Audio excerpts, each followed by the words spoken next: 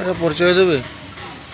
प्रफुल्ल दास सामाजिक कर्मी केन्द्रापड़ा। कौन आज्ञा गोटे शुणा मिलूँ टाउन बलरामपुर रे इलेक्ट्रिक खुंटी रे विद्युत समस्या देखा देइछि कौन कहियो। हाँ आज्ञा एटा सत कथा।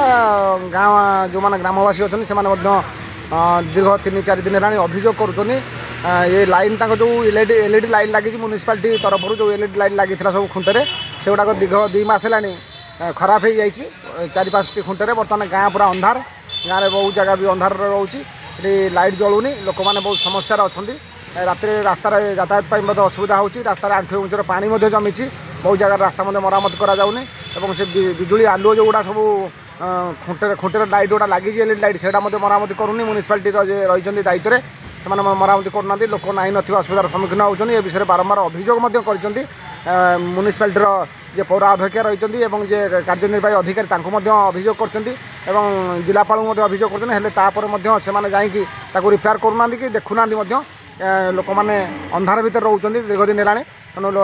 एपाई आम नवेदन कर जिला प्रशासन पाखे तुरंत पदक्षेप ग्रहण करूँ से जो एलईडी लाइट गुड़ा खराब हो खुंटे विद्युत खुंटे रिपेयर कराऊ पुणी जे कि लाइट जल्दी लोक मैंने निश्चित भाव में माने भल चलाप्रचल करें।